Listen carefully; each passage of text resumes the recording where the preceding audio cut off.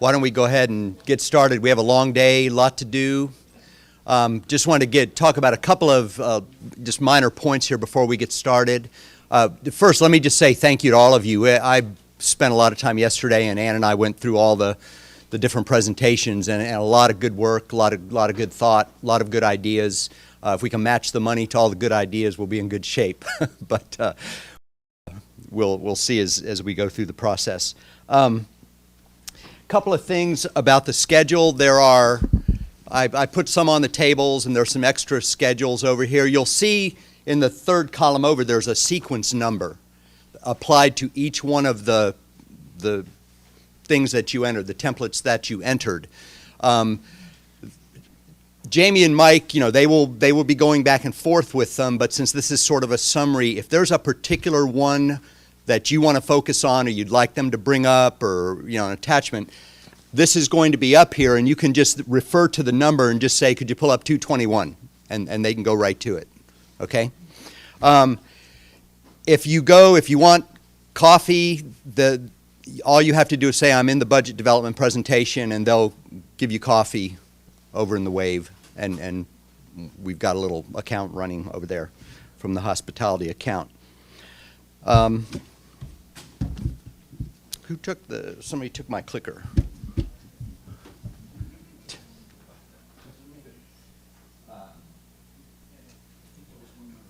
We'll take a lunch break at noon. What we're going to do, instead of having like a full lunch, we have about a 15-minute period that we'll stop and we'll break, and everybody we'll have lunch in the back, and you can go back and get some food, but then we will resume the presentation. So we're just going to kind of keep going through the day. Last year we ran a little bit ahead of schedule, but we'll see. You can trade out your time. If you're only going to use a minute of your 5 or whatever, then give it to someone else, but we'll do fine. Let me talk just a second, a couple things about the process. Think of today as sort of, if you watch American Idol, this is kind of like the regional, where everybody does a quick a cappella and kind of gives an overview of their whatever. That's kind of the focus today. Obviously, some of you have multiple templates. It isn't necessary that you go through every one, but kind of talk about your need, what your objective is, what your request focuses on. And then over the next month, the academic, student, and system support committees will then be reviewing these in more detail, and we'll ask some of you to come in.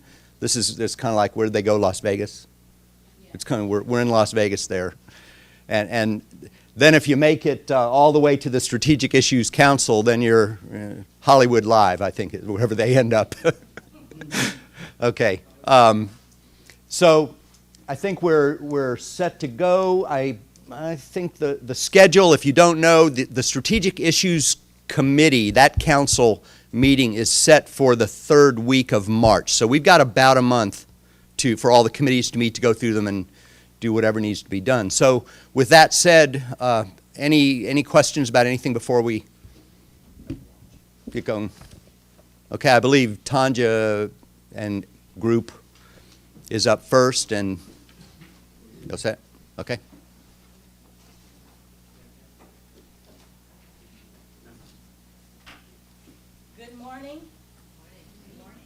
I hope everyone's doing well this morning. We're very excited to share this morning our budget request in reference to the college experience. We've been working on this for the past 8 months, college-wide. Many of you have been intricately involved in this new concept. This is not a program or a project.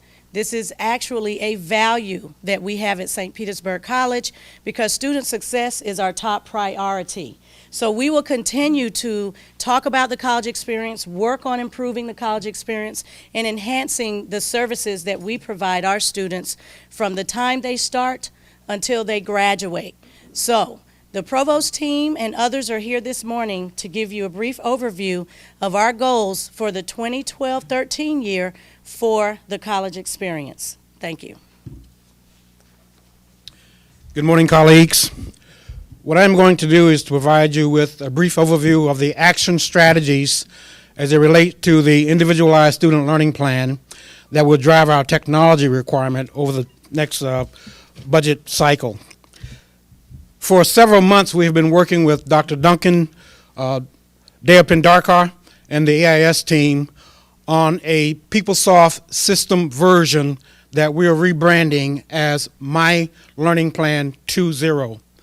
My Learning Plan 2.0 was implemented into production last weekend, and it is currently available for faculty, staff, and students on the campuses. Building on top of My Learning Plan 2.0, we have requested of AIS team a set of features that will enhance My Learning Plan 2.0, and we're referring to that as My Learning Plan 3.0. That will consist of a set of features, new features.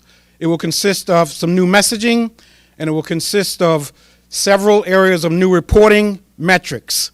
Among the new features will be the My Graduation Status, which is a very powerful feature that's been developed and led by Dr. Pat Renard. Also, there will be the ability for students to save, print, and or access the learning plan that they enter into My Learning Plan 3.0. Also, we're planning to implement the new student orientation into the My Learning Plan system. So that will be right there available in the new student orientations, and the students can start in the learning plan and stay there doing the orientations. The new messaging will consist of messaging and communication, system-driven messages and communication to the students, such as them being on plan or off plan with respect to their individualized learning plan, or if you drop this course, you will affect your financial aid, and messages such as that. And then there are several new areas of metrics that reporting metrics that we're asking for in terms of the number of students that have entered their individualized learning plan into the system, the number of students who have not entered, et cetera, et cetera. And these new metrics will allow us to track and assess the student success of our students that are on the learning plan versus those who are not, as well as to track and assess the quality and completeness of those learning plans. So My Learning Plan 3.0 is requested to be delivered and in production in the June, July timeframe of this year, and we roll it out for fall of 2012. On top of that, we are also requesting of AIS another version after that called My Learning Plan 4.0. And My Learning Plan 4.0 will focus on the student life plan features that are being headed up by Dr. Cooper and that team, including models such as the student credit hour limitation model, the student life plan status group such as accelerated, restricted, or intervention, or another variation on the theme is students that are 1-star, 2-star, 3-star. Also, for example, the student life balancer that we're actually considering for features.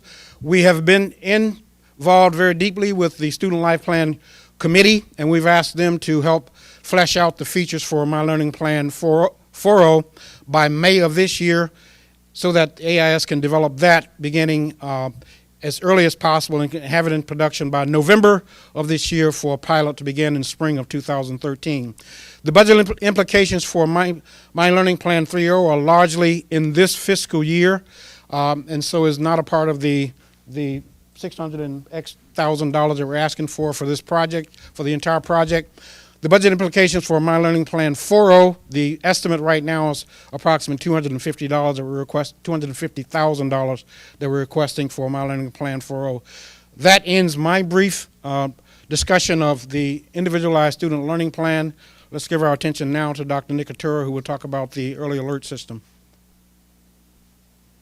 Thanks, Conferlee. Good morning. An important piece of our value system here is an early alert system in which a faculty member will identify students that are at risk in their classroom and then send a message to a student affairs person to get in touch with that student and provide them with the necessary help to make them successful. It's a fairly simplistic process, but there was a lot that went into this, and so I'm going to kind of step back. Over the past 2.5 to 3 months, we've looked at several different methods to help us do an early alert system. And about 14 days ago, we unanimously selected one product that will help us do that. It is called the SSP system that was developed by Sinclair Community College. Well, why did we select this? And I think it's important that everybody know why we selected this. Number one, it has been in existence for 9 years. It is serving currently more than 35,000 students. We can customize it. We have seen that it already has had positive results on the students that it has served. And lastly, it integrates career functions with student intake and identifying risk factors for students as they come into the college. So those were some of the reasons why we chose this. In terms of where we're going with Early Alert, we will implement a pilot study in the fall. The budget implications will, about 50% of them, or a little bit greater than that, will be in this current budget year, and then the rest of it would come into the next fiscal year. Thank you. Jim? Good morning. I'm going to speak briefly on the retention piece of the college experience. Our committee has focused currently on first-time in college African-American males for this semester. So we've worked on some processes to identify them at the application phase, to make contact with them, to make sure that they are going through the 8-step checklist for all of the steps needed to get them enrolled in college.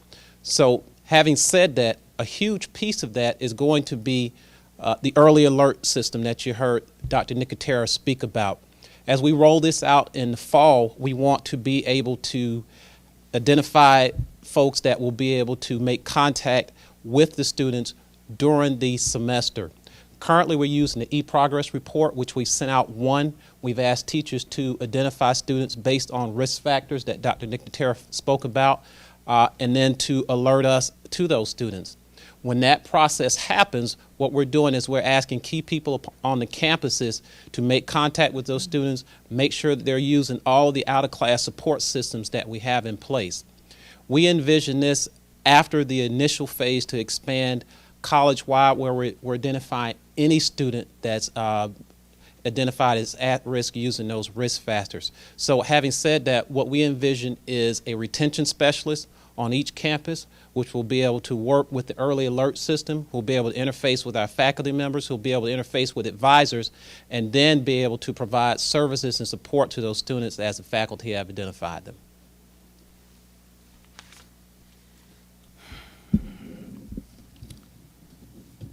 You can't get to the finish line if you don't know where it is. And individual student learning plans won't get you there if you don't know where you're going. We know from our business intelligence data that undecided students are much less likely to be successful. And we know that many of our students who have decided aren't very decided at all. Helping students decide on their career is a college experience imperative. About a decade ago, there were significant reductions in career services at St. Petersburg College during a budget downturn. And last year's SPJC data revealed the disconnect. In terms of importance, faculty said at a 99% plus level that career counseling was very or somewhat important. Students said it was 84%. But in terms of frequency of use, often or sometimes, 26% of students use those services. And in terms of satisfaction, students recorded a 43% satisfaction rate. Last year at this very microphone, Jim Gagne asked for $700,000 to right the career services ship. We didn't have that kind of money then, and we don't have it now in light of all the priorities we'll hear about today. But we found a better way. Over the past 4 months, a task force of 20 individuals studied over 100 institutions, spoke extensively with 8, and has been working on a new model for cost-efficiently and effectively reconstituting our career services. We're proposing 3 significant initiatives. The first, realigned and integrated advising operations to include career services. and revitalized career services offices on the sites, where all of the academic advisors will have baseline career advising responsibilities, and one of the advisors will reside in the career services office and provide specialized services in that area. Number two, a focus on developmental advising that begins with a discussion on career choice and the flow of the student's first term to clarify that choice using academic as well as student support mechanisms. And the third, full integration of career planning and the student learning plan and the My Success and My Planner support systems. Funds may be needed for personnel. J.C. Brock will be talking about that in just a moment. And funds are requested as part of this initiative for programming, for training, for software, both back office and career interest inventories, for some pilot testing, for new program-based career advising, and for materials. J.C. Anytime you discuss adding additional duties to any position, the discussion goes to we need more staff.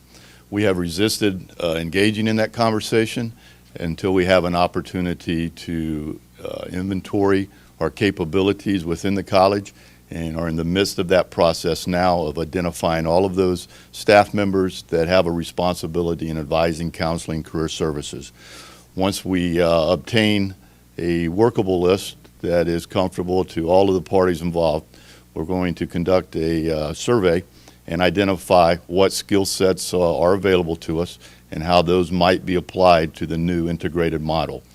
It's very possible we may determine that we do need additional staff.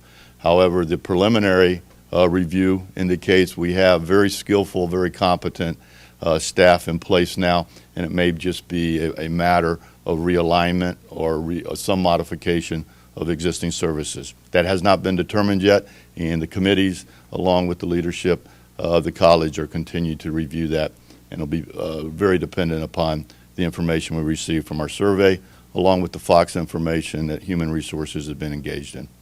Thank you.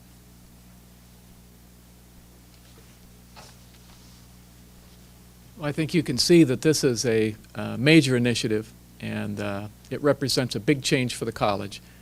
We have never had a focus on student success and retention like this in the decade that I've been here. So I think it represents a change that we have to market. We have to create an awareness. You remember what we've done with the QEP program and how we rolled that out. So part of our request would be for funds to support marketing in various venues and media so that across the college people understand what the college experience is about, what it entails, and the fact that we all have a responsibility for student success.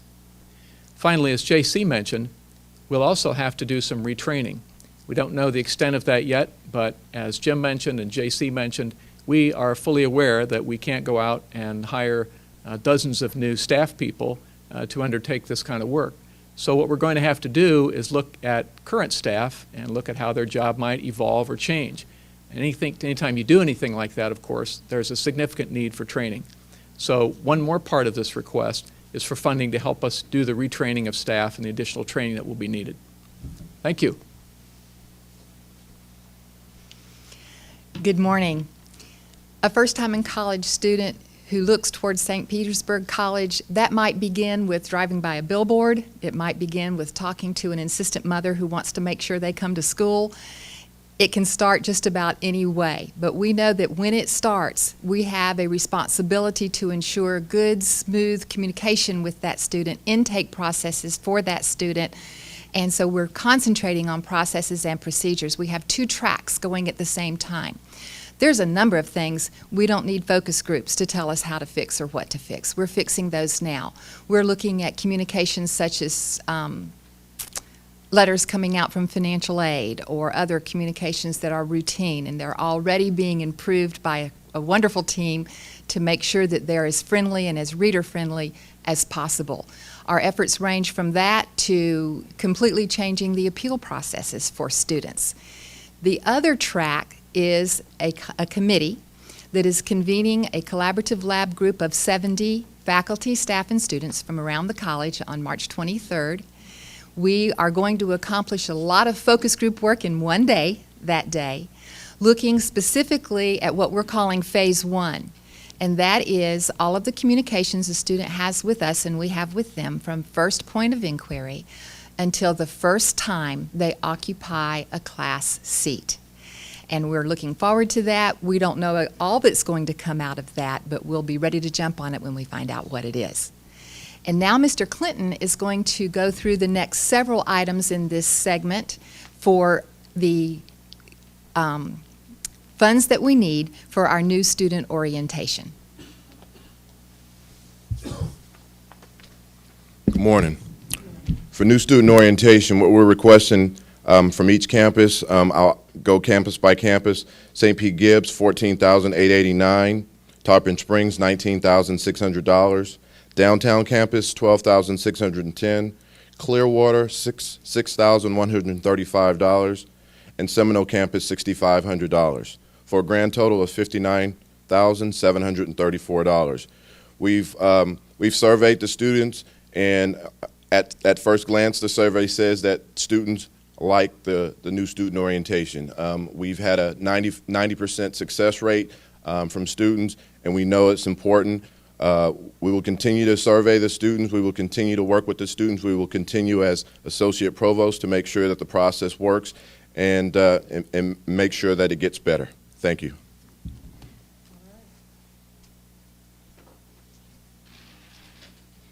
And that concludes the goals for the 2012 year for the college experience. We will continue to ramp this project, this initiative up. We'll continue to ramp it up and get things rolling the way it should. We appreciate your time and your consideration. Thank you.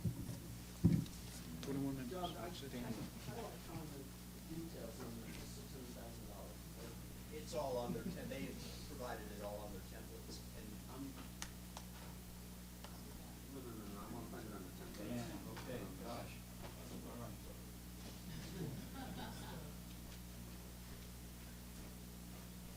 Should I begin?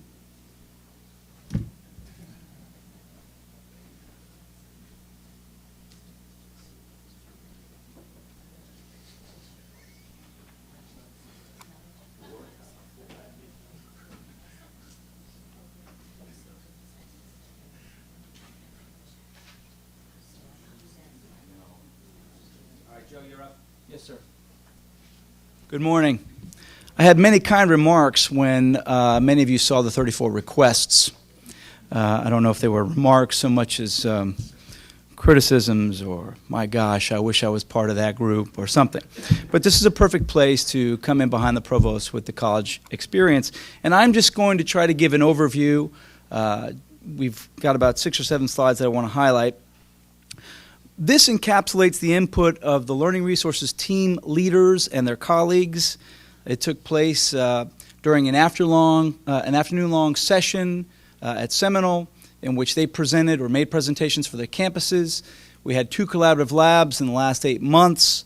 We've had hours of discussions about what would be appropriate to enhance student learning beyond the classroom, to engage faculty, to promote success, and to continue doing the things that we've been doing that are so good, but also to create more and to bring in some synergy where we needed it. We believe that these requests look like real, meaningful changes for our college, for the campuses, and for our students. The first batch I want to talk about are the personnel requests. There are, in total, 26. Those comprise some new requests, some upgrades, but as you'll notice when you go out onto the site, they all have these outcomes that will be measured. Increasing unique student visits to the libraries and learning commons, improving student satisfaction in library and learning commons services as reflected in the enrolled student survey, improving access and support to students in computing areas. 4, increasing faculty feedback on services that enhance and sustain their classroom instruction. 5, improving the delivery of services to students engaged in online and hybrid learning. As we well know, that's an area where we have been deficient in terms of providing academic support for students. And 6, creating a broader range of discipline-specific tutoring for students in non-remedial areas of instruction. Jamie, if we could focus on the downtown.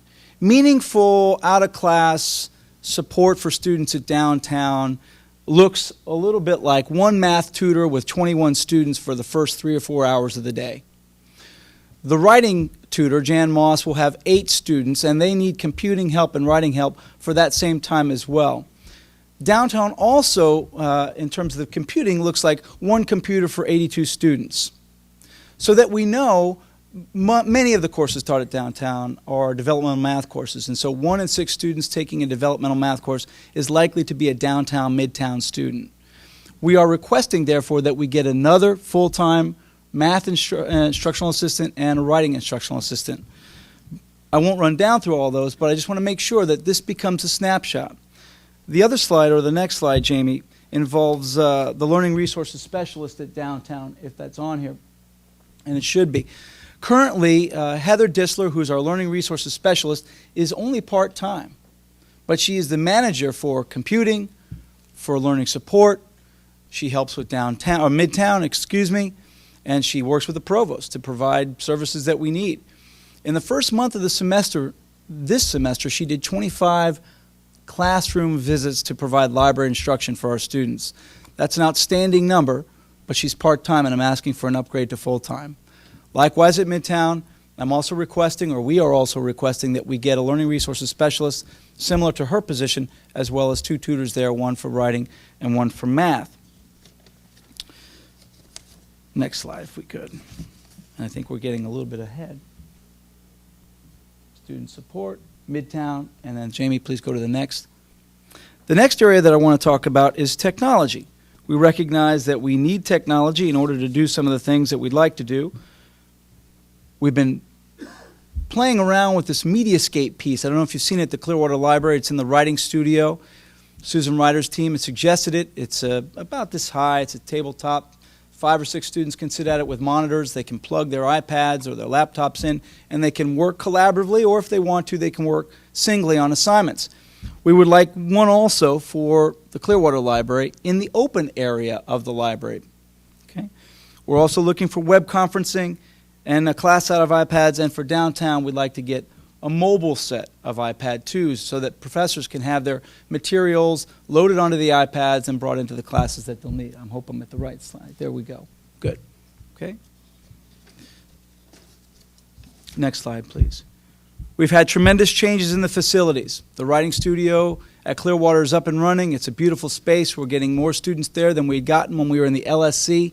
The writing studio at the Gibbs campus is up and running. Again, we're getting more students in that area of the library and seeking those tutors than we'd gotten when they were in the LSC at that campus, but we're not finished yet with our facilities requests, and the provosts have been very accommodating and kind, and they've given great advice about where we can go to be forward-looking. We are in need, however, of some carpeting at HEC. It's a trip hazard, it's stained, it's in bad shape. Furthermore, our librarian at HEC has requested that we integrate the circ desk and the reference desk. This will give us a little bit forward-tilting action in terms of providing service to students so that we don't have 2 separate areas, and quite frankly, we don't need it. Furthermore, we want some open learning space at Clearwater that's opposite the writing studio, and we'd like to get some movable furniture in there that looks more appropriate for students. They like to be, in flexible seating. They want to move things around. They want to work collaboratively. They want to work singly. They want to use whiteboards. They want to be comfortable. And we know that that has helped to increase our gate counts in the libraries. We're up between 10 and 15% in the last year in terms of our gate counts at Clearwater alone. We need some furnishings as well, and I don't have a slide for this, but we're going to need tables, chairs, nothing fancy, but just things that students need in order to get the work done. Again, they can work in small groups, they can work singly, they can get their laptops on there, we can put some PCs. We are also looking for a slight budget increase in order to help with some equipment that we'll need and proctored online testing. There are only 2 sites that are under Learning Resources that do the proctored online testing. That's St. Pete Gibbs and then Tarpon Springs. And I'm making a request to increase the funding for that. We know we're going to get more students in these facilities. It's been increasing over time since we've done this. I don't know the exact numbers, but they're not hard to find, and certainly they're out on SharePoint. But we anticipate that students will continue to use the proctored online testing and that faculty will require them to go get tested on their campuses, even though it may not be a midterm or a final exam. Okay? Library planning. The Clearwater Library is going to be kaput sooner or later, and we're going to focus on building a new one. Whatever that building will be, I know our librarians and our tutors and our career staff who work in the library would like to be part of the process of deciding what that building will look like, how it will function, and who it will serve, and in what way, shape, and form. I'm requesting money be set aside so that they can have the opportunity to go see some other places and do some research. That would be good for them, it would be good for us, and it would help us, again, tilt forward in our thinking about what libraries do and how they function for students. Last slide. This is the last piece I want to focus on. I think it's the most, for me, it's the most synergistic piece. When we put this together, I'd asked our group to focus on, again, enhanced learning and engaging faculty. I wanted our requests to be broad-based. I wanted them to be ambitious. I wanted them to focus on technologies in ways that we have not really thought about in the past, or if we have not put into action. And that's critical for this year. We are requesting a digital media studio at the Clearwater campus. Students will be able to access equipment that will enable them to expand, create and expand upon the knowledge base gained through coursework and college experience. This is already occurring in the speech department there, where they use iPads to capture lectures, they store them in the cloud, and students are able to go back and replay them. But students need a place and a space to do this, and they've requested it, and I think it's valuable for them. Secondly, we recognize that Who's Next, for our needs, is incompatible. We need something better, whether it's AccuTrack or TutorTrack. TutorTrack syncs with PeopleSoft, therefore it could help with the Early Alert and the My Planner. But we need to invest in something that will better help us identify who's in our facilities, what they're there for, have they had their needs met, and can we do follow-up and feedback, and can we communicate with faculty about the very students who are coming in, because they are our success partners in a sense. We're requesting cyber tutoring. It's not been done, but I've had two tutors in particular, Eric Denoyer at Seminole and Christopher Kane at Clearwater, express a desire to cyber tutor. We already have smart thinking, but we know it too has its cost limitations. We have tutors who can cyber tutor. There are perhaps faculty who might like to engage in this process as well, but it certainly is a form of tutoring that we need to look at seriously and get a sense of whether or not we could do it. Tutor certification is on there as well. I would like to have our tutors nationally certified as they are at other state colleges so that our tutors have a sense of professionalism with regards to how they measure up. They already have that, but the certification will allow them to be part of their colleagues around the state. Supplemental instruction. This is a pilot program, as all things are really pilot in a sense, but this would allow review sessions for students taking historically difficult classes. We know this is developmental math, reading, English, but it's not just there. It could be online classes, ethics for instance, where students struggle to complete the CTAP and to do a good job on it. SI is open to all students who want to improve their understanding of course material and improve their grades. The sessions will be led by qualified instructional support staff, and we would give regular feedback to faculty. Supplemental peer mentors, or SPM, work directly with a single course, for instance, macroeconomics or microeconomics. Those are difficult courses for students. And a set of courses offering greater, more direct tutoring access. These students or mentors would sit in the classes with the professors. They may have already been in there, had an A, and now they will do recitations with students outside of class. Last but not least, the lecture capture. This is kind of my favorite. The lecture capture encompasses all things: podcasts, mobile devices, laptops, high-def presentation. It allows instructors to present from any location, anywhere at the college. Furthermore, these systems provide convenience for students. We know that time is of the essence for them, that if we could capture lectures. It doesn't have to be every class lecture. In fact, I was speaking with a faculty member at Tarpon the other day. If we could just do difficult areas in anatomy and physiology, or biology for majors, or organic chemistry, we can help students get past the hurdles in those particular courses. But this could be used in all courses, obviously. But I was thinking more along the lines of the courses that we do not offer traditional tutoring. Finally, lecture capture also offers new flexibility for each student's course of study. A single lecture can be extracted from a series and viewed separately by any student enrolled at the college. It's an easy-to-search archive of recorded courses. We also know that this hopefully will engage faculty in working with one another across campuses. It doesn't have to be that a faculty member, for instance, uses it only for his course. If several faculty members teach POS 2041, they can team teach that in a sense through lecture capture, podcast, and other technology. Okay? I think I'm out of time. Thank you so much. Sir, please. First of all, thanks for all that. It's very, very robust. Jim, does Blackboard capture any of this kind of stuff already? We already have a very robust lecture capture series of lecture options. Yeah, okay. Yep. But I'm not sure how that differs from what we already have capabilities to do. Correct. We'll find out what 8.0 looks like, too. I can't imagine we're going to have that's exactly budget that's embedded. But we're on the right track. Mhm. Secondly, Joe, has the group had time, or I know you've invested a great deal of time and the team has worked really closely. Is there a white paper emergent as to where we're headed with all this? What's it going to look like? What are our goals? There is no white paper, but I can write one. Yes, sir, it is.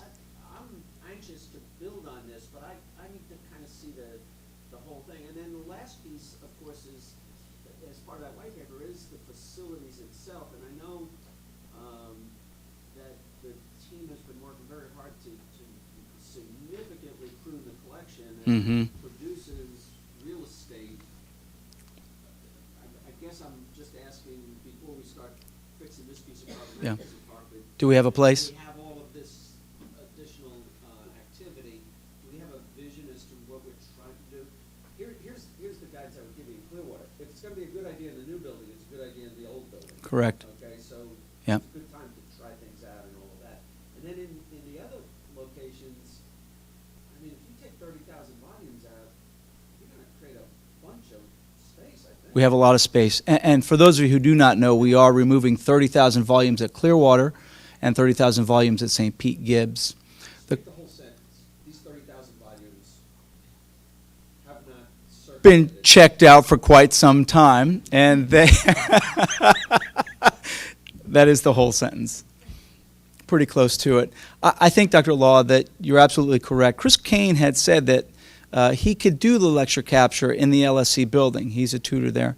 And the podcast, he could do cyber tutoring from there as well. We have, Seminole obviously has the facilities for it.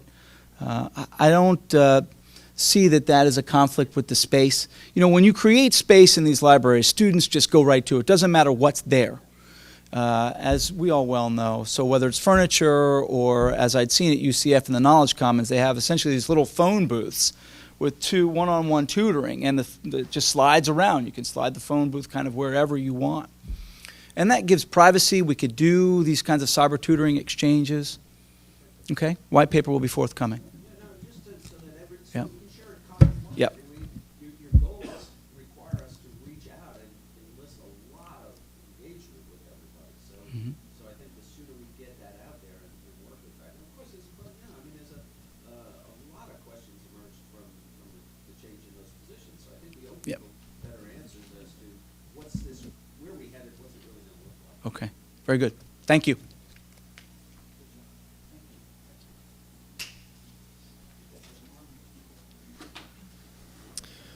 Good morning, everyone. I'm very grateful to have the opportunity this morning to share what I think are my department's greatest needs, and actually it's just one item that I'm going to bring forward this morning. First, I'm a big fan of this process. I love the transparency. I've been looking forward to this day pretty much ever since Jamel loaded this year's budgets in July. We've made a lot of improvements in the last year and a half, and one of those has been in the merger of what we used to have, two call centers, one in enrollment management and one in financial aid, which was actually at the Clearwater campus. And we've leveraged our knowledge, and a year ago we brought those two together here at the district office, and we're now providing a full-service advising center for students who can get remote services either by phone or email. And if it's one of those, if you build it, they will come models. If you look at data, which is readily available, and I did load into SharePoint a spreadsheet. If you look at data for the number of phone calls that we received in the summer months leading up to August in 2011 compared to 2010 when we had two smaller centers, we had a 17% increase in phone calls. What the model looks like today in terms of staffing is we have one manager, we have 9 full-time employees. 7 of those are generalists. 2 of those work primarily on financial aid, and 5 of them work more in the admissions advising area, although they are cross-trained. And we have 2 administrative support staff. The bulk of the employees in that department are OPS part-time employees. Some of them are students, and we have 4 federal work study students. So you can imagine we do have some turnover there. In terms of services that we provide, basically it's two-pronged or 2 levels. There's an entry level where primarily those OPS and federal work study students are involved, and things ranging from how do I find, we get questions from students, how do I find my student ID, when does the next term begin, how do I access Angel, how do I request a transcript, etc. So they're pretty basic, frequently asked questions types of service. Then we also have the cyber advising model, where we are providing really a full service, any kind of the advising services that a student could get on campus, a student can get by phone or via email. And they range from assisting with students with their academic plans as part of the SLS 1101 course, course selection, registration troubleshooting, doing pre-graduation checks, helping with financial aid troubleshooting, the SAP appeals, helping students that are transient students that want to get their financial aid and they are not a native SPC student. Okay, the problem that we're faced with is that we have during about half of the year, 6 months out of the year, we have what I think is an unacceptable abandoned call rate. An abandoned call is simply a call where a student calls in, and after 20 seconds and nobody's an agent's not been able to help them, they hang up. Okay, we don't count those first 20 seconds.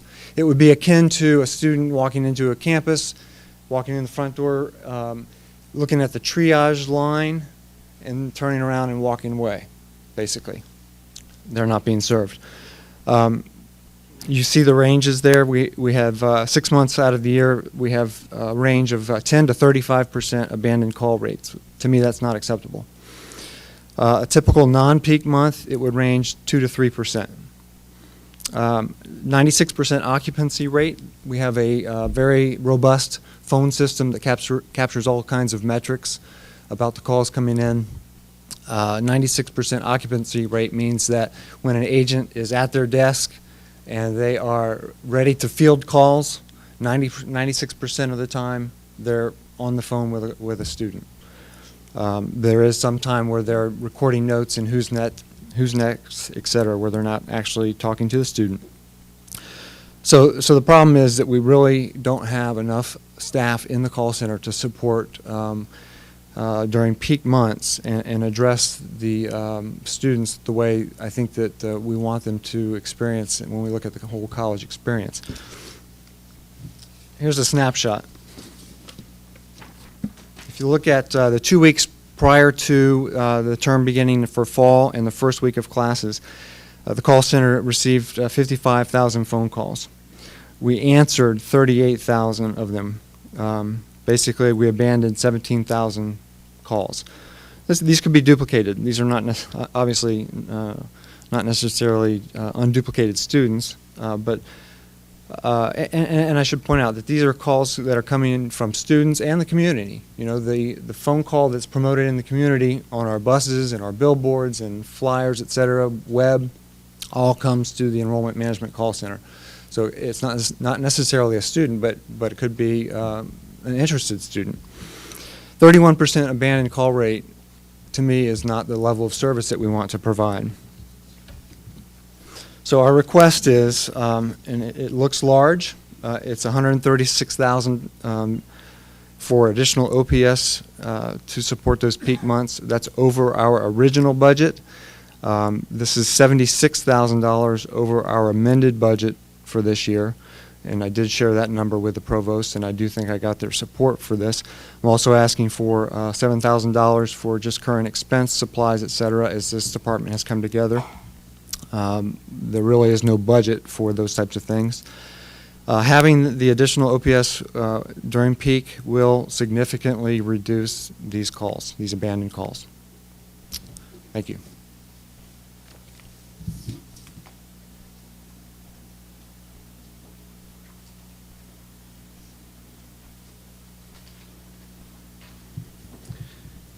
Good morning, SPC. I'm going to briefly speak regarding the needs and numbers of veteran students and veteran services at St. Petersburg College. In 2009, in fact in 2008, 2009, our student numbers were just under 600. They generated a guaranteed tuition income of $1.4 million. In 2011, 2012, this year, that number has exploded to over 1,500 veteran students spread among our 8 campuses. They now generate approximately $3.6 million in guaranteed tuition from the VA. This in itself is an amazing growth, but stand by. Congress, the Department of Defense, and the Veterans Administration all estimate that due to the drawing down process that will be taking place over the next 2 to 3 years, they will be releasing between 1 and 2 million soldiers and sailors to civilian life. They will come seeking an education, and many of them are going to come south.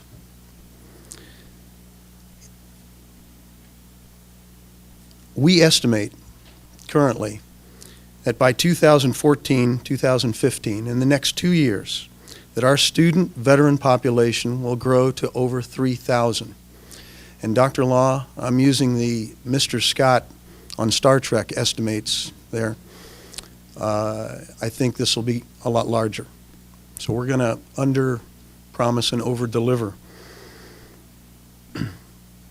At that time, if we are at 3,000, they will be generating $7.2 million in guaranteed tuition for St. Petersburg College. In other words, my reoccurring theme regarding these numbers is we can pay our own way. In order to sustain, to grow, to flourish in veteran services, we are making 3 simple budget requests. First, we need to sustain and continue the 2 veteran services generalist positions that are supporting the Seminole and the Tarpon Springs campuses. Currently, they are being paid for by a Department of Education grant.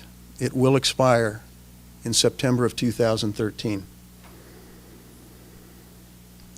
Clearly, their sustainability and their need has been proven by their success and the numbers I have just gone over.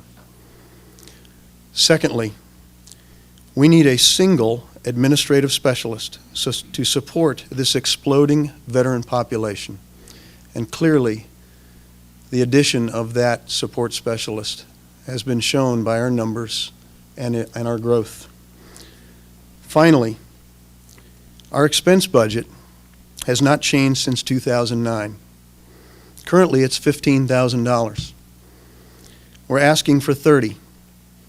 The numbers further support this minor request. Of course, I can continue to liberate items, Dr. Law, but I'd like to do it the academic way.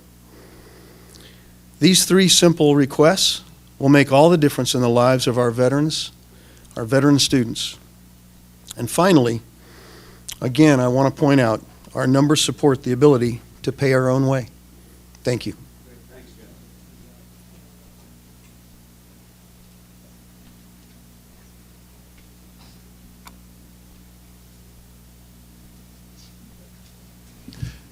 Good morning again. This request is for an associate provost at the downtown Midtown campus. As you all are aware, Dr. Hildegard Shirley will be retiring next month, and that's going to leave a leadership void at the campus. I'm proposing that we fund for an associate provost to provide direct responsibility for the day-to-day operations at Midtown in light of the growth of the Midtown corridor and the expansion of the Midtown Center. Also, to provide consistency and to enhance student support and student engagement. I feel that this is going to be a strong partnership for what we already have going at the downtown campus and provide some consistency in terms of the services that we're gearing up to provide for both of those campuses. So that's it, straight and forward. Any questions? Good, thank you.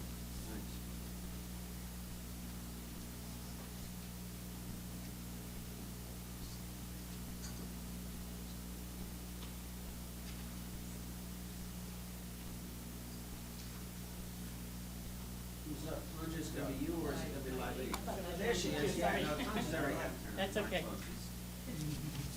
Well, I love this day because I love second chances. So I was here last year with a vision, right, and a dream, and it hasn't died.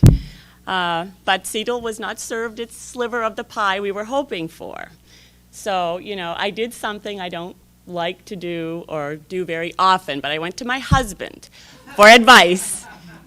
And he, you know, he's an artist, but he owns a business, and he's got all that, and he said, you know, it's not readily apparent always to outsiders, you know, the value of the creative process, the planning, the product, right? And perhaps I undersold the value of CETL by asking for a 20-hour OPS position. So I've returned to ask for a 40-hour full-time staff assistant next year. I want to make sure you understand. I value the Center of Excellence for Teaching and Learning, and I'm not the only one. I know that everybody here does, and all of us working in the team as well, you know, very, very much. So I actually listened to him. But another piece of advice, you know, he gave me, my best critic, how can you come forward, you know, at a budget meeting without data? So you can have a plan, you can have a vision, but what about a track record? So I have started to list out some of the numbers for you, and I'll read a few of them. Some of them are up there, but I thought I just started to make an alphabetical list. And maybe if, Deborah, would you mind if I run out of time or you are tired of listening, just say when. And what I'm really trying to do is get this spin that we've just been spinning for a year, and maybe get that into more of a rotation, just a little bit smoother sort of a rotation rather than this spin. We're not out of control, but we are spinning. And rotation is the name of the game because I will be rotating off this position in December, and a new faculty member will rotate in. And that's really one of the key reasons why we need someone in the office to continue what we have started. You know, someone with business intelligence, whether it's here or online or whatever. But some of the things that we've accomplished, I don't really want to think about this in terms of what we have accomplished, but imagine if we had an assistant, you know, fourfold we could accomplish. I have someone now who's awesome, 10 hours a week. If we had someone in there every day, you know, what could we do? So what we have done, please do, just cut me when I need. Okay, adjunct support. Our board talked about it on Monday. We've had 3 Saturday sessions last semester. We served 189 attendees. I have one tomorrow on the Clearwater campus 42 people are registered. These are Saturday trainings because this is what the adjuncts told us. This is when they can come. Board meetings, 14 CETL board meetings, 22 pages, single-spaced minutes. CETL grants. 66 grants were awarded last year, some of them through the foundation. Each of those grants requires, now if I had an assistant, I'd give you the real numbers. I'm just going to say myriad mounds of paperwork, from e-requisitions to e-PARs and check requests, and I see you all going, yes, yes, yes. This is not playing to my strengths as a faculty member. If a faculty member is to rotate into this position, what we want to do is play it as the visionary type of position that we need, the networking that we do with faculty, right? I mean, next year at this time, I will be teaching.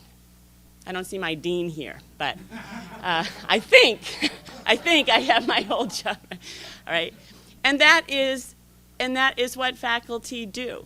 But we also are good at networking and supporting each other. And, you know, we know what the issues are. But anyway, back to my numbers. Okay, so I had here e-PARs, 28 e-PARs, if you know what those are. Faculty surveys, forms that we have created in the WITS area and have sent out. Okay, 23 surveys, 2,638 responses. Who has time to take all this data that we're gathering and do something with it? This is the spin I'm talking about that I think we need to just slow a little bit and take. You know, I have many eyes on this. We have a team, but still, I just feel like we are, she's looking at me because we've talked about these things. You know, we are pretty much running. Okay, can I keep going? Okay, okay, 12 GL codes. Every time we do something new, we've got to look up and find out what code is this, you know? Oh, we haven't done this before. Oh my gosh. Okay, he's starting to laugh. Do you know how many times I've charged, you know, coffee instead of an honoraria or something? You know, these kinds of things. 3 honoraria, in fact. So we've had 3 guest speakers from the outside that have come to our college. This year we're very excited because in April we have somebody coming from UCF. He's going to talk about blended learning, and we're able to align this with the AFC conference. Committee meetings, I lost count.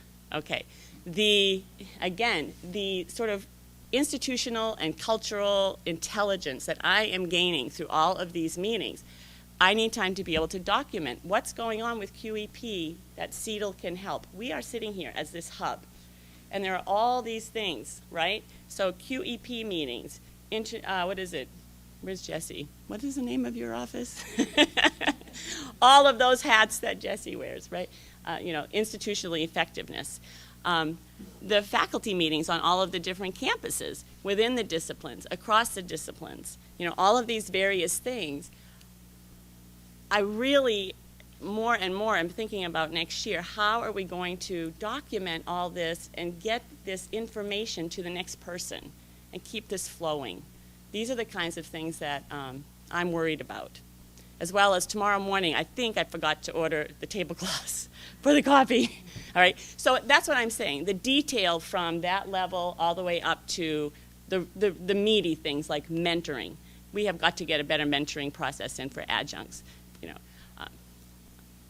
I think I'm going to stop there, Deborah. Is that enough? I need help. Thank you very much.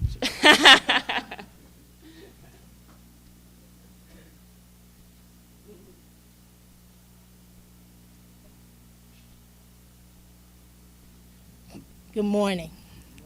This feels like what Koo calls positive restlessness.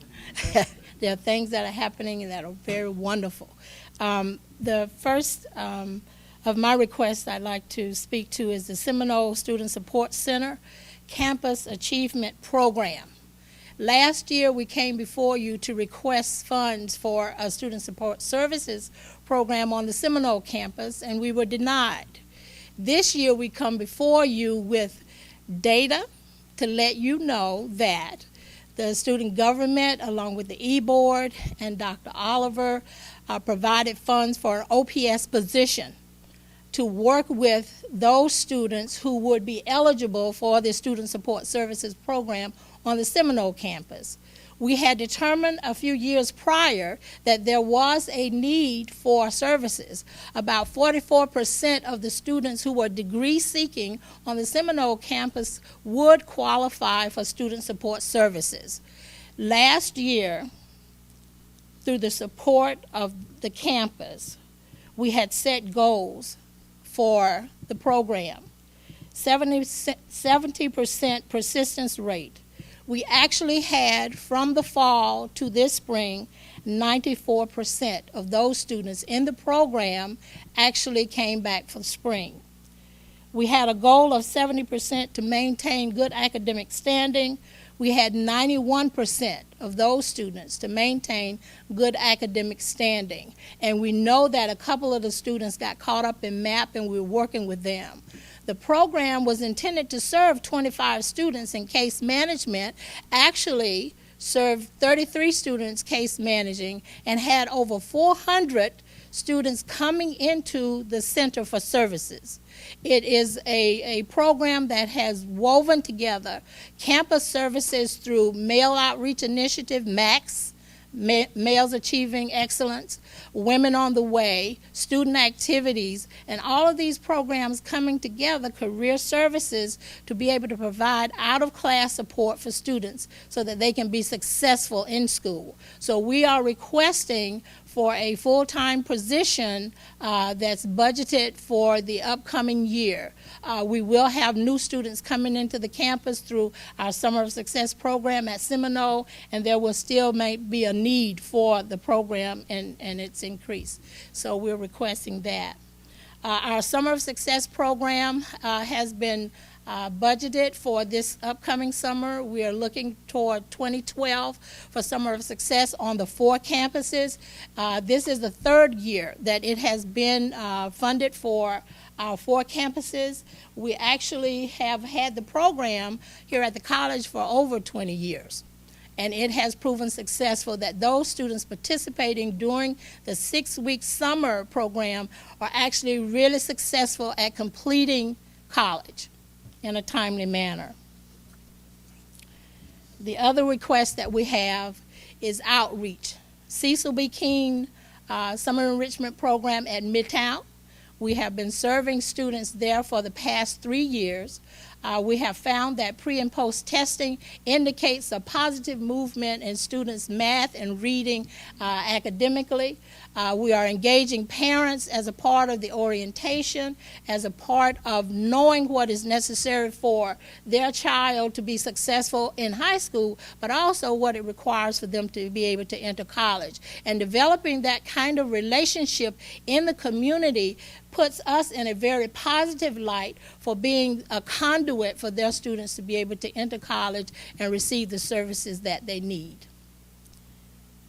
The last request that we have comes as a result of taking a look at what Pinellas County does with students, high school students, during the summer. There are over 28,000 9th through 12th grade students in Pinellas County. I have found that there are probably about 8 summer programs that actually work with that particular age group during the summer as it relates to getting ready for a career or getting ready for work. Less than 1,000 of those students are engaged in that manner. Less than 1,000. I have found that students in that age group, especially 14, 15-year-olds, really want to know what work is about. The proposal for the YES program, Youth Employment Summer Program, is actually to try to engage at least 100 students in a way that gets them focused on workforce, in a way that also gets them focused on developing a career, and also provide some academic support for them while letting them know the kinds of careers that we have at SPC in higher education that they may love to do. It will give them that kind of exposure as in on-the-job training. So we're putting this forth as a consideration. We have worked with this program at least in probably 1998, similar program to this. We have had opportunities to hire high school students to be able to work on campus to get that kind of experience, but I think this would allow us a more robust opportunity to work with the students also and to engage the faculty and staff in the process. Thank you very much.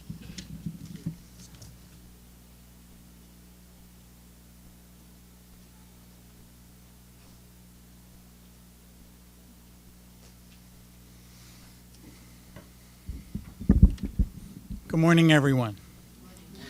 Financial Assistance Services is bringing forward 6 requests. Our first request is for 4 floating counselors. During the last year, as everyone is aware, we've had dramatic growth.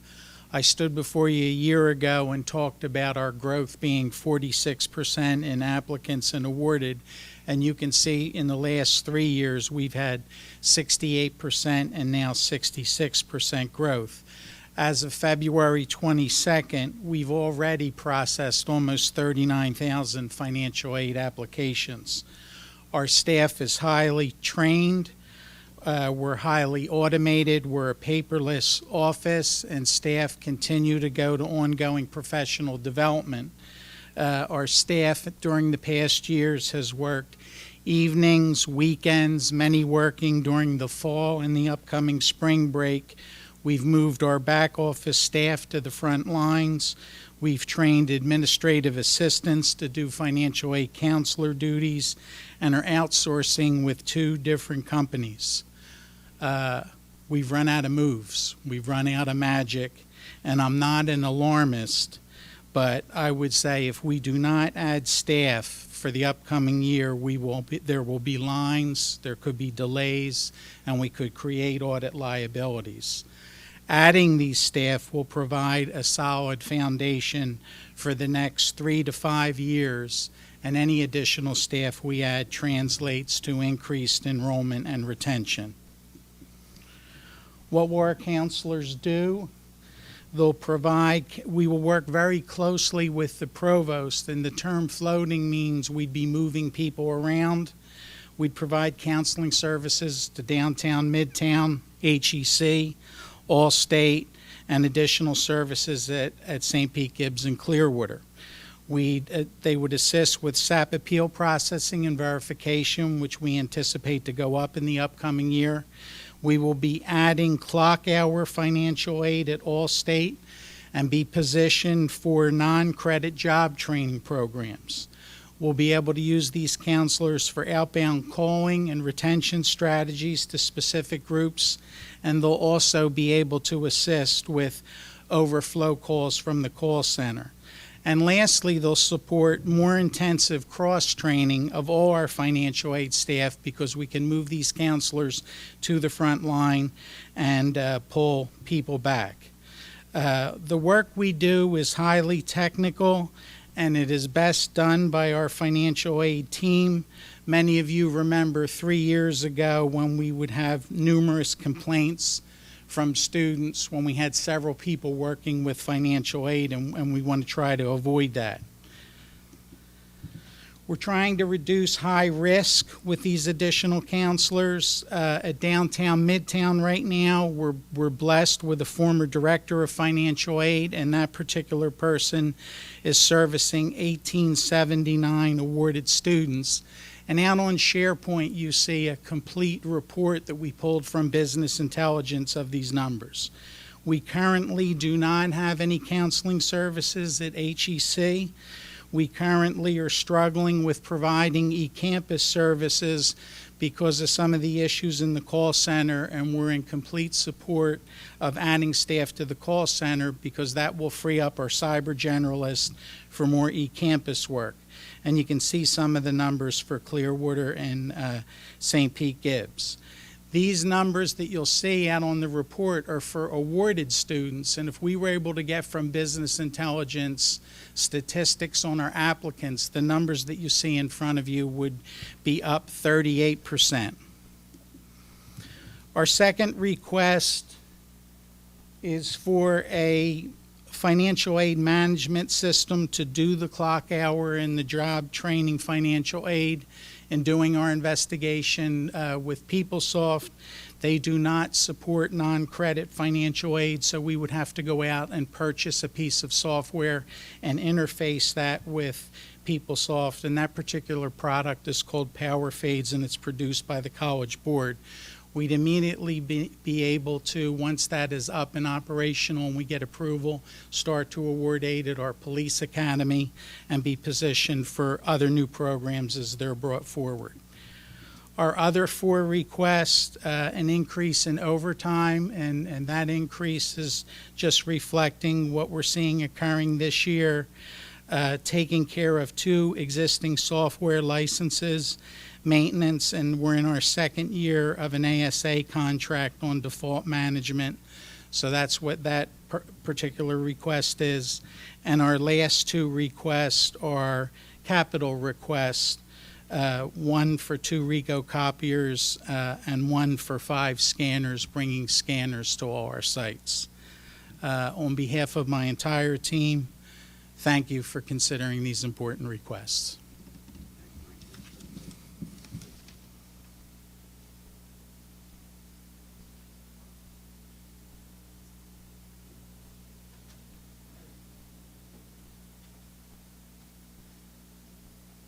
Good morning, everyone. I'm here with a budget request from Central Records, and we would like to recommend that the college consider purchasing TESS, the Transfer Evaluation System by College Source. It is an interactive database of course catalogs from institutions in the United States, 46 million courses, almost 60,000 individual course catalogs. It would allow us to manage the transfer evaluation process. I think we do a really great job right now, but we could be even better. As our transfer student population increases, and we see this daily, students who have attended 2, 3, 4, 5 institutions, and we receive all those transcripts in Central Records, we have to evaluate and post those to the transfer student's record really before they can register for classes. It requires a great deal of time in researching one course at one institution and comparing it with the equivalent course at St. Petersburg College and then posting that to the student's record. But more important, at the campuses where advisors and student affairs staff have to work with that student right in front of them, it can be very frustrating when those courses have not been posted yet to the student's record, because then the advisor is expected to go online, College Source, click, click, click, click, click, as many as 12 clicks to get to a course description. What TESS would do is to bring up the course description from this institution and compare it with the SPC course description right there, one screen. It's easily transferable. It could be emailed to Central Records for a final decision. It could be emailed to an academic, a director, a dean, to seek more academic involvement and input into that process. On the SharePoint site, there is a video that I included in this presentation. It's a 2-minute video if you would like to look at it. I'm not going to show it today. So in summary, the advantages is that it would give us increased access to even more catalogs and databases. It would streamline our process for creating and managing equivalencies. We can easily share results with others internally here at the college. Time savings. It's estimated that probably we could save 83% in time just on those sheer clicks. And of course, we're empowering users, and ultimately it's improving our student support services. Now we could go one of 2 ways. There's 2 options. If this is a list of Florida colleges using it, Tallahassee Community College is one of those institutions that has incorporated this into their mix. And then we have 2 options. We could purchase this product for about $10,000, but it would only be available to 6 users, 5 users, and I see that as primarily as Central Records access. It's really not going to help those frontline users. If we doubled that, it's $21,334, it would enable all student services staff to have access to this. And I think that would be a phenomenal thing to do. So I hope you'll consider supporting our recommendation. Any questions? Thank you.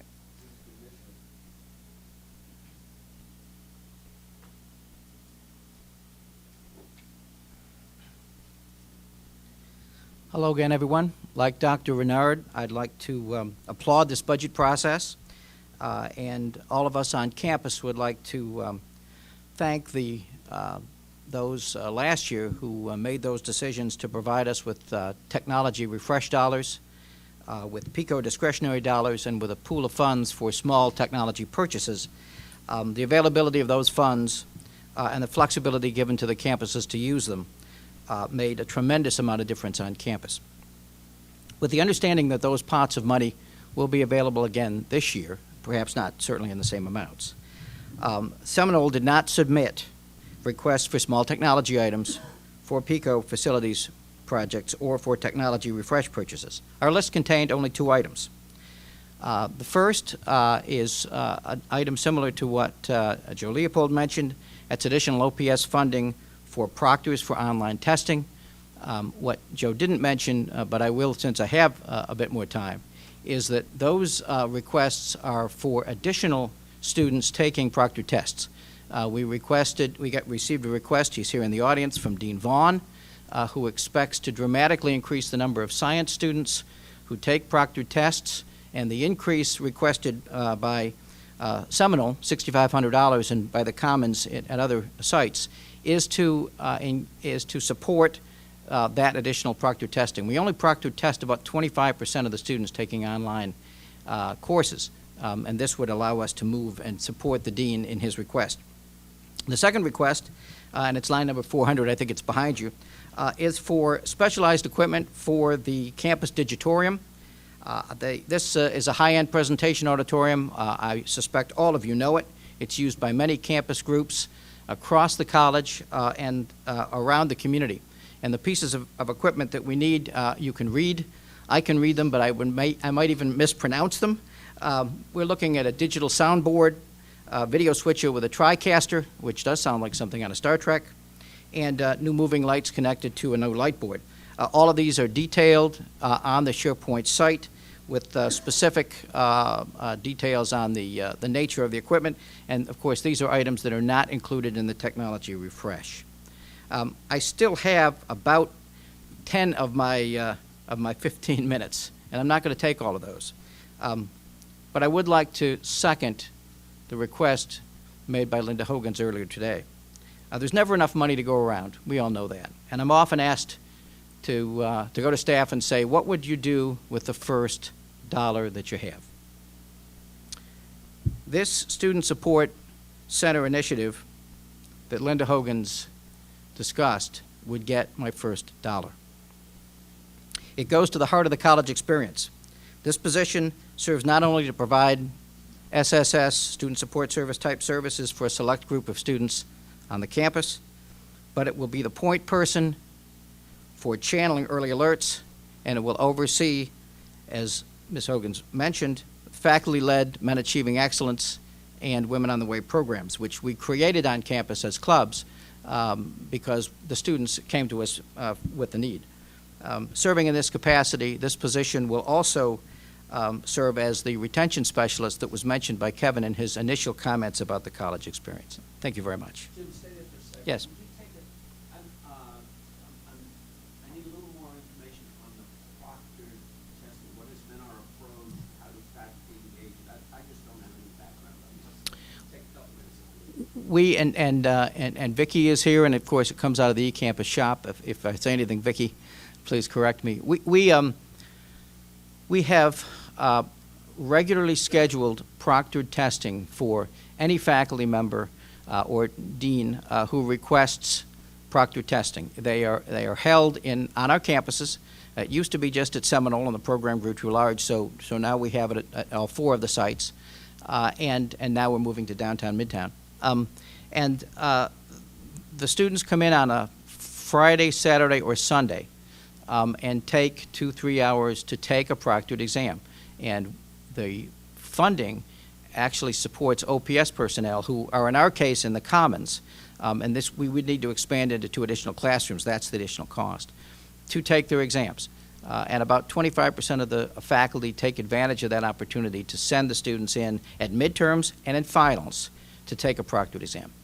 How about other testing support? That's where my confusion occurs to, is not just the campus one, but other testing support for faculty, makeup exams. Right. I think that varies on the sites. Some sites have a history of providing proctored testing support for faculty outside the classroom. Some sites have a history of essentially not having that service or not providing that service, expecting that service to be conducted by faculty. So I could speak to Seminole, but I think it varies among the sites.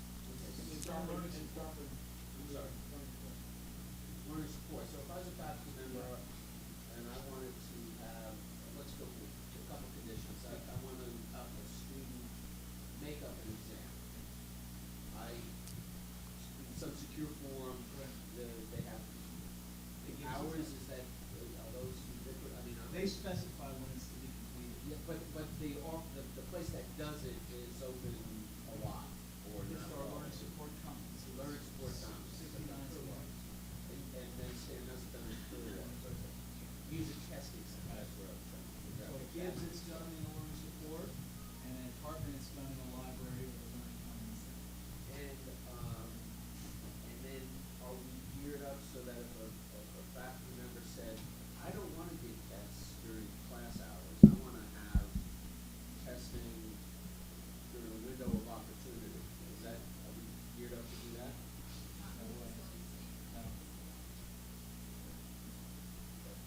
Okay. Yeah, it's confusing. I mean, the whole issue of supporting online is a different security kind of thing. The other one is a student service class value. I mean, Right, and then we also have the other, need a private place or sound issues or scribes, and so we have essentially 3 different kinds of testing. We have the testing for our students' first coming test for college placement, then we have the testing of the students with disabilities, then we have makeup testing, and then we have the proctor testing for online. And so it's That's right. huge now, Right. and more than we can accommodate. Right. I've had a lot of experience in this whole thing. I've never got my arms around this issue, and I've guessed wrong half dozen times. I don't know how to do this. So if we need to do this, we need to. And this request and the request Joe made only addresses the proctoring for online students and online exams. To be clear, but Ann's exactly right. There's really 4 aspects of testing that we handle differently on each of the sites. And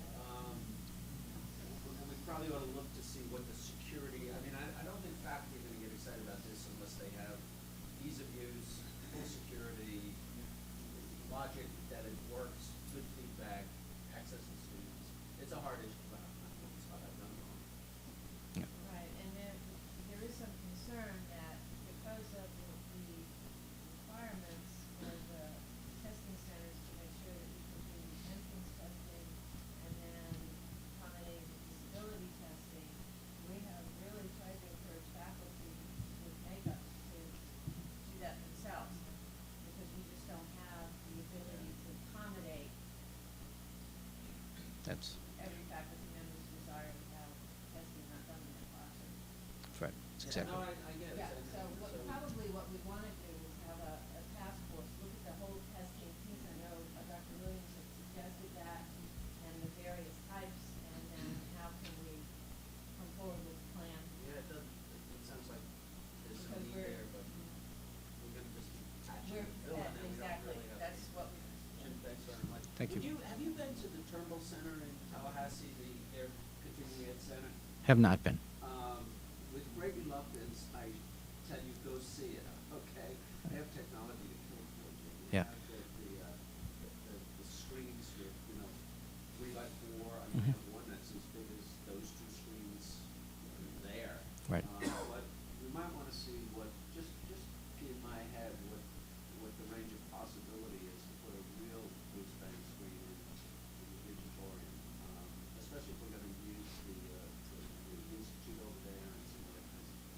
Well, and again,